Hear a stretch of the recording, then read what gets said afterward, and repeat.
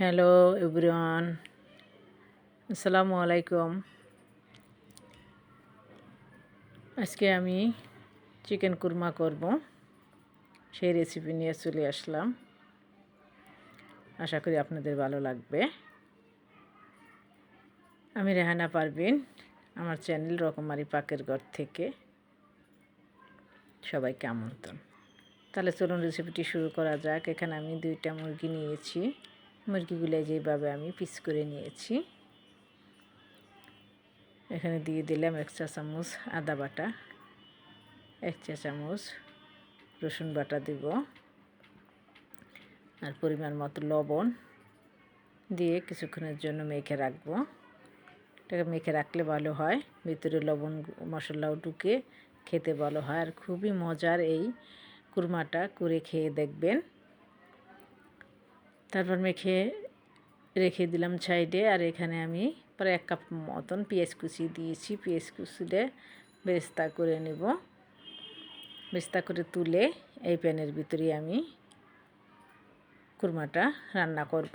আর আমি ছোট দেখে 4টা আলু নিয়েছি, ছোট ছোট 4টা আলুতে 8টা পিস হয়েছে, এরকম ছোট আলু নিয়েছি। ওই যে বেরেস্তাটা তুলে নিয়ে ওই পাত্রের ভিতরে আমি পেঁয়াজ দিয়ে দিচ্ছি, প্রায় আধা কাপের মতো, বরং আর একটু বেশি হবে। আর যখন পেঁয়াজ দিয়ে দিলাম, তারপর বাদাম বাটা, দই এইগুলো দিলে এমনিই গ্রেভিটা হয়ে যায়, তা অত পেঁয়াজ লাগেও না। তার পেঁয়াজটা আমি একটু নেড়ে চেড়ে নিচ্ছি। আর দিয়ে দিচ্ছি 1 টেবিল চামচ আদা বাটা, রসুন আদা বাটা দিয়ে আবার একটু নাড়া দিলাম। রসুন বাটা দিয়ে দেবো। এখানে আমি ছোট ছোট 3টা তেজপাতা দিয়েছি, দারচিনি দিয়েছি, এলাচ দিয়েছি, ওই যে এলাচগুলি দেখা যাচ্ছে, দিয়ে ভালো করে নেড়ে নিচ্ছি। রসুনও দিয়ে দিচ্ছি 1 টেবিল চামচের একটু কম। সব মশলা দিয়ে ভালো করে আমি মশলাটাকে পেস্টটাকে কষিয়ে নেব।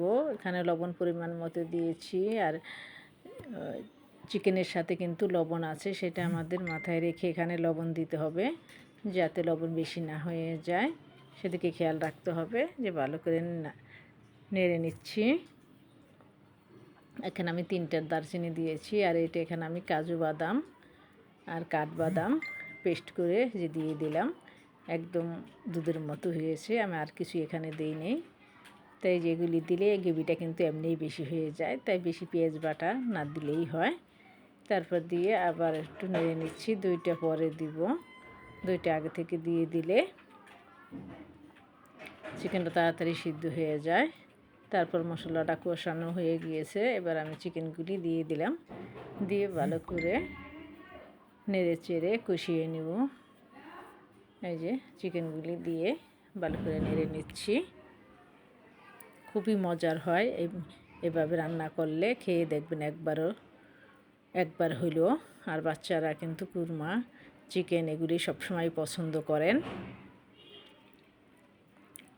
আশা করি আপনাদের ভালো লাগবে। ভালো লাগলে লাইক কমেন্ট করে পাশে থাকবেন। এই যে এদিকে আমি যে ছোটো 4টে আলু নিয়েছিলাম, তা প্যানে একটু তেল দিয়ে ওটার ভিতর সামান্য একটু অরেঞ্জ কালার আর একটু লবণ দিয়ে, তেলের ভিতরে আমি একটু লবণ আর একটু অরেঞ্জ কালার দিয়ে দিচ্ছি, দিয়ে আলুগুলি একটু ভেজে নিলাম।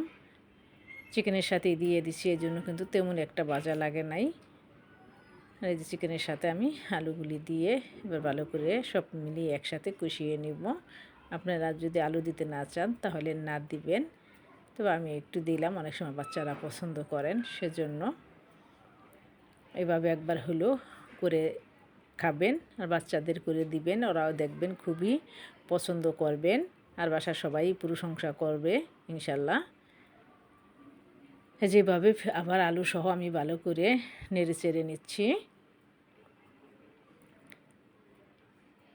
এই যে দেখেন পরায় কিন্তু কষানো হয়ে গিয়েছে, কালার অন্যরকম হয়ে আসছে, আর চিকেনগুলিও অল্প হয়ে গেছে।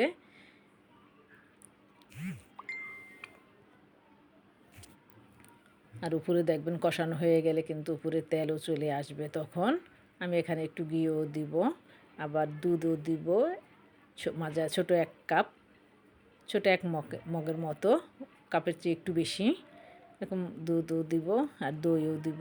তাই যে দেখেন তেল কিন্তু চলে আসতেছে, কষানো হয়ে গিয়েছে। এই যে এখানে আমি দই দিয়ে দিলাম 1/2 কাপের মতো।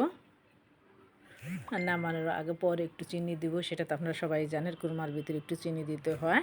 যে যেমন মিষ্টি খান ওরকম দিবেন। আশা করি আপনাদের ভালো লাগবে। সম্পূর্ণ ভিডিওটি আপনাদের দেখার অনুরোধ রইল। আর ভালো লাগলে আমার চ্যানেলটি সাবস্ক্রাইব করে আমার পাশেই থাকবেন। ফেসবুক থেকে দেখে থাকলে আমার পেজটি লাইক ফলো দিয়ে পাশে থাকবেন আর সাপোর্ট করবেন আমাকে। এই যে আমি এখানে 1 টেবিল চামচ ঘি দিয়ে দিলাম, আর এই যে সামান্য একটু পানি দিয়েছি। দই সব কিছু দেওয়ার পরে এমনি কিন্তু পানি চলে আসছে, পানি বেশি দেওয়া লাগে না। আর এই চিকেনটা কিন্তু সিদ্ধ হতে বেশি সময় লাগে না। আমি অল্প একটু পানি দিয়েছি, ওটা স্কিপ হয়ে গিয়েছে। আপনারা 1 কাপের মতো পানি দিয়ে নেবেন, আর যদি চান আর একটু বেশি লাগবে বেশি দেবেন। আমি যেরকম মাঝারি 1 কাপ দুধ দিয়ে দিলাম, দিয়ে ভালো করে নেড়ে চেড়ে নেব। আমি কিন্তু এখানে জিরা গুঁড়া আর ধনে গুঁড়া দিই নেই, এটা দিলে একটু কালারটা অন্যরকম হয়ে যায়, সেজন্য আমি দিই নেই। আপনারা চাইলে দিতে পারেন। এই যে দেখেন দুধ দেওয়ার পর কিন্তু পাতিল একদম মনে হয় ভরে গিয়েছে এরকম। এই সময় আর বেশিক্ষণ আর জাল দেওয়া লাগবে না। আর কাঁচামরিচ এই যে দিয়ে দিলাম আমি 3-4টা, আর চিনি দিয়ে দিব 1 চা চামচ। এই যে 1 চা চামচ চিনি দিয়েছি। আপনারা যদি আরেকটু মিষ্টি খেতে চান আরেকটু দিয়ে দিবেন। আমি 1 চা চামচই দিয়ে দিচ্ছি। এই যে দেখেন মাশাআল্লাহ কালারটা কিন্তু খুবই সুন্দর আসছে। আর আমি একটু নাড়াচাড়া দিয়ে দেখছি, লবণ চেক করে নিচ্ছি। আশা করি আপনাদের ভালো লাগবে। যে যেখান থেকে ভিডিওটি দেখছেন সবাই ভালো থাকেন, সুস্থ থাকেন। আবার দেখা হবে নতুন কোনো রেসিপিতে। আর সবার জন্য অনেক অনেক ভালোবাসা রইল। আশা করি পেজটি ফলো করে পাশে থাকবেন। আজকে এখানে বিদায় নিচ্ছি। আল্লাহ হাফেজ।